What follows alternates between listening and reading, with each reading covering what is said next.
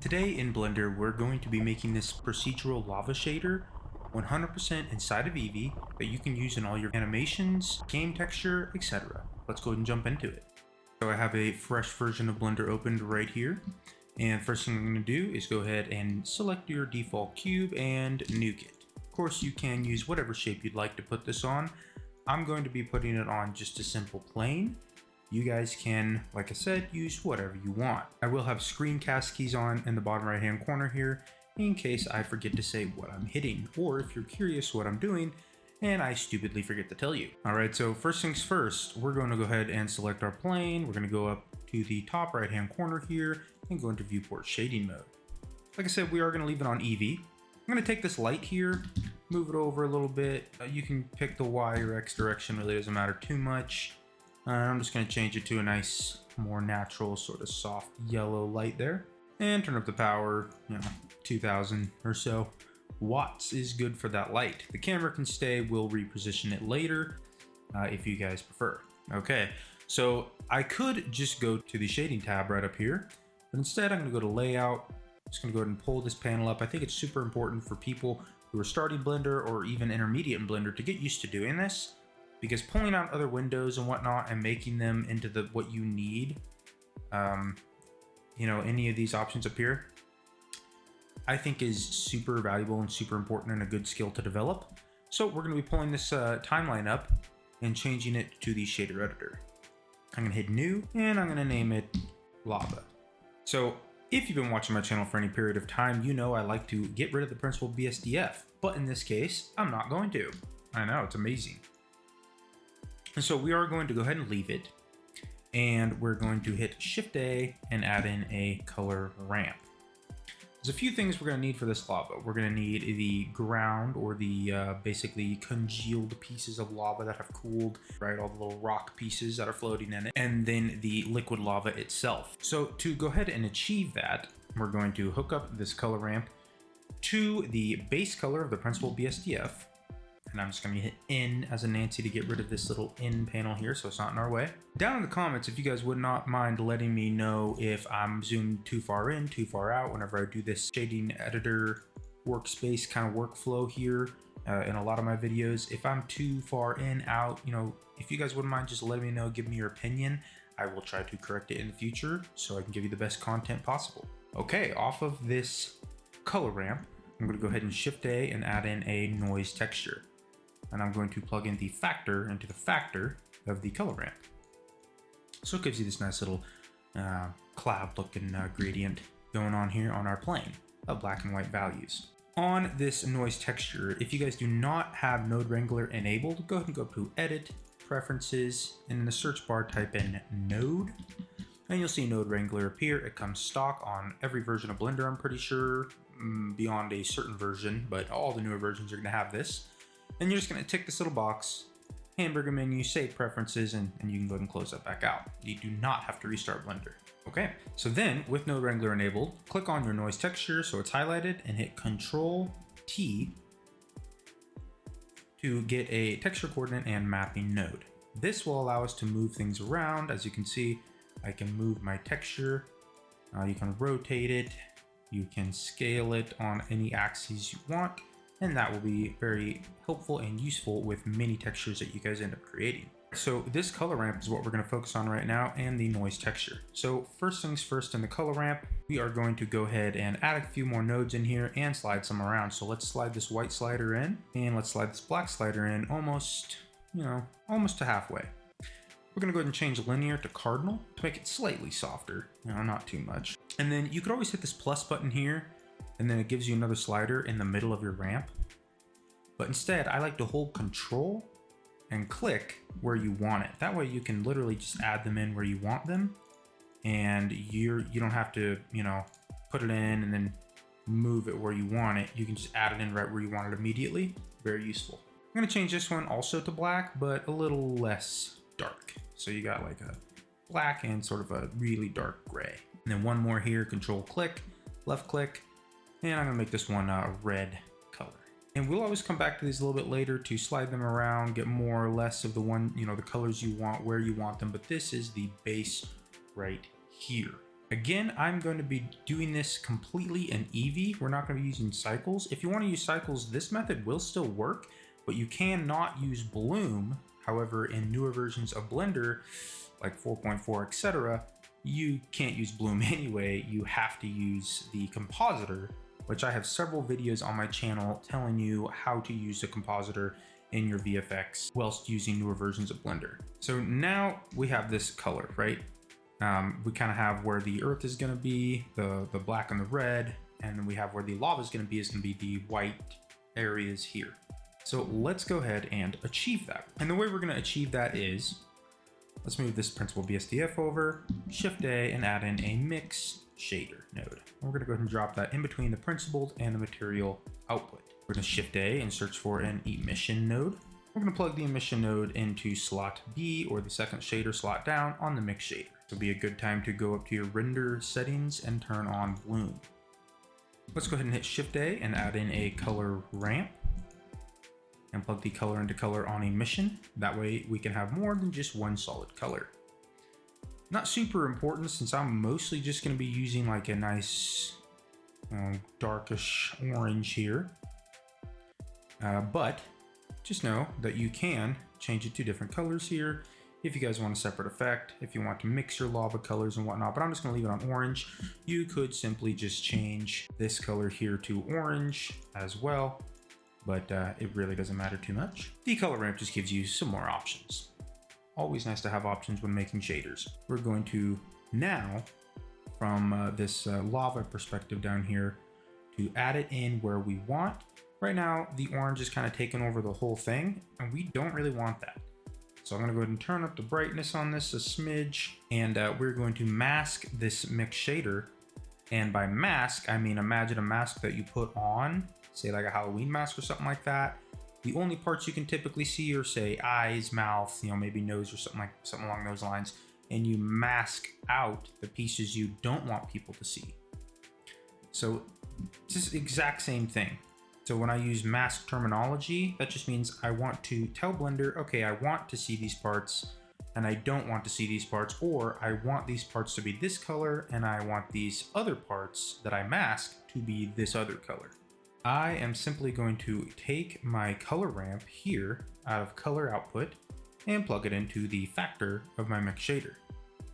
Then I'm going to Shift A, look for another color ramp, so I can turn my color data here into black and white data and shove it in as a mask. I'm going to go ahead and leave this one on linear, and I'm going to pull this white slider way in, say about there.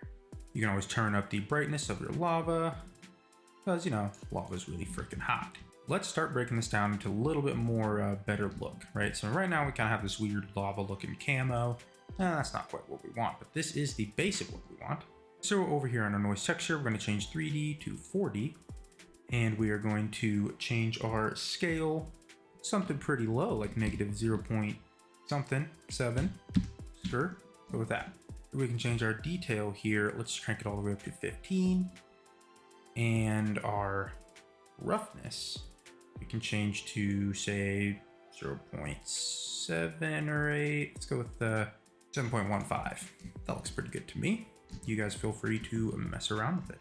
Okay, so now if we go up to this color ramp here that we added in between this color ramp and our mix shader factor, this will allow us to have more or less earth or lava, as you can see. So play around with that slider to your heart's content. I'm gonna move it out a little bit more so we have a little bit more earthy tones going on. And you have your hard lava over here. It kind of dries, and it dries more to create these patches, right? And that is exactly what we want. The distortion on our noise, I'm going to change to, let's say, like 2 point something, 2.2, 2.0, something along those lines, to give you a little bit more variation in your pattern. This color ramp slider will give you more or less of each one. So as you can see, I have this lighter, like orange red, that's kind of hardened lava. This darker orange red, which is very hardened lava, and then pretty much black or brown, which is extremely hardened lava, basically rock. So we can go ahead and change these sliders around to give you more or less of each one. I mean, if you guys want to barely have any liquid lava in there, you could slide this red closer to the white. You could slide it closer to the black for more liquid lava. I liked it where I had it for now, but again, feel free to play with this to get the look you guys are going for. Let's add a little bit of texture to this. So if we Shift A and add in a bump node here, we can plug the normal into normal on the principal BSDF, and then Shift A and add in another color ramp, because the bump nodes and the normal nodes and all that, the displacement of an object, it all really likes black and white data. It really doesn't like color data. So I'm gonna go ahead and convert this color to color ramp into black and white, plug in the color into factor, and then I'll plug this color into height. And now you can see it's giving us a little bit of a height texture here. Feel free to slide these sliders over to make it look a little bit more congealed and realistic. You're getting a nice bumpy looking texture out of it. And then over to your mapping node we added with Control T, remember your texture coordinate mapping nodes we added in here. Okay, on the scale, the X scale or the Y scale you can pick on your mapping node here. I'm gonna pick X. I'm just gonna squish it down a little bit here. You know, I'm gonna make it a little bit later kind of flow like so.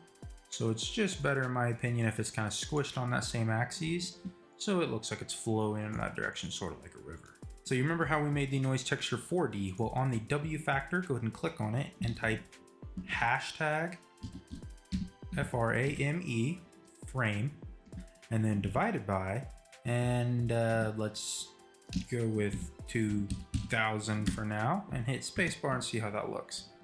That looks pretty good for lava, I think. Nice and slow. Shifting, changing a little bit. Looking pretty good. And then on the Y factor, same thing. Hashtag frame divided by, let's go with 1000. And you can always up that 2000 if you wish to make it a little slower. So that is essentially our lava texture here done. Now all you have to do is just mess with all these settings here to find something you really, really like. So again, you can mess with this color ramp over here to do more or less lava, right? Something I think maybe like that looks pretty good. A little bit more of that earth in there. Now for this color ramp down here for your emission, like I was telling you earlier, you can always add different colors in it. Feel free to add, you know, say copy this this noise texture over here and slap the factor into the factor. So now you can control your colors down here more precisely. So if you pause it real quick, you can now, you have a lot more control over your actual color displacement. You can also change linear to constant if you want it to be a harsher difference on your lava here. Let's make it something ridiculous like blue and orange. So now if you mess with the scale, you can see you are getting different colors into your lava, which, I mean, depending on exactly what you want, you know, maybe that is what you want, maybe it's not what you want. Colors, you can make it kind of pop if you do like a red, maybe, something like that perhaps. I'm not too big on that. You can always add more colors onto this color ramp to give different effects. So you can lighten this one up a bit, play with it like so. You get some interesting effects coming out of this here. So feel free to play with that to your heart's content. A few more things I want to go over here. If you change your scale of your original noise texture going into your colored color ramp, you can really change and affect the way this lava looks. So if you want it to be really small, less blocky, kind of flowing a little quicker, this is the way to do it. Just change your scale, right? If you want to have more or less coverage, you can change your color ramps here as we were just going over, and it really vastly changes how it looks. If you change this color ramp up here, you will get more or less of the lava in your actual scene. So you can really move it down to have kind of colder lava, and then you'd want to slow it down probably so it's not flowing as quick. Hotter lava obviously would be flowing a little faster. Now if you're wondering how I got all the little bumps into mine, essentially I went into edit mode on this mesh, I subdivided it a lot, boom, like that, and I added a deform displacement modifier. And then on the displacement modifier, hit new. And then down here under the textures on your little settings bar here, go Go down to your texture settings here and change it from image or movie. I think Voronoi looks pretty good. I'm gonna change my strength down. Just kind of barely bumpy. That, right click, shade smooth. All right, so now you have these kind of like ripple bump surfaces here. I think that makes it look pretty good. And so if you want it to be even more interesting, go down to your texture settings here, scroll all the way down, go to colors, drop down colors and take color ramp, drop that down, and you can really have more control over what and how specifically it looks. And then you can go up and change your size, bigger, smaller textures. The intensity of it will also help and add a little bit to it. And then you can change your first, second, or third, basically color or wave, which will change your texture. If you look at your texture here, when you change these, you can clearly see what it's doing. More or less static, basically. It's taking this texture and imprinting it on your mesh. If it's not doing it to your liking, you can always take it one more time, depending on your computer, and subdivide it again, to get more fine detail. It really just depends on if your computer can handle it or not. So do that at your own risk. Okay, and then if you wanted to move these bumps around with it, all you'd have to do is Shift A, add in an empty planes axes. We'll go ahead and move it up. And on your plane here, go back to the blue wrench, to your modifier tab, where it says coordinates local, drop that down and go to object and select the eyedropper that appears and select your empty. So now if I move my empty around, you can see it is moving all these dots around, right? Your displacement, which is perfect. I'm gonna hit N as a Nancy, go to item, and now you can change the location of the item. So under the Y location, hit hashtag frame divided by, 200. And I'm gonna go and hit negative, type negative before all that, so it goes the other way.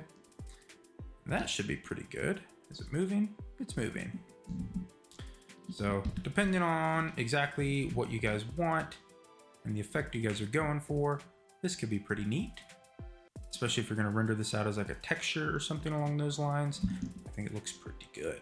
There's tons of things you can do with this shader. It is a completely procedural shader done within Blender. Have fun, feel free to render this out as a moving texture. Believe it or not, you can put moving textures into video games. I know there's a lot of people who say you can't put the VFX or the color from Blender into video games, and yeah, you absolutely can. I do it all the time. So I do know it's possible, and it's really not that difficult. There's multiple different ways to do it. You could render it out as like a moving, basically slideshow, or multiple different photos or frames, and things like Unreal, Paper ZD, Paper 2D, and whatnot plugins for Unreal allow you to take those textures and put them in as flipbooks, and then you can use those moving textures on whatever you want. But yeah, there's multiple different ways to do it. I mean, on some game engines, you can straight up just slap a moving image onto, basically like what we're doing here. Slap that rendered video onto whatever you want in your game, and boom, now you have this in your game. Really just depends on what you're looking for, what you want to do, and what the effect is you're trying to go after. So thank you guys very much for watching.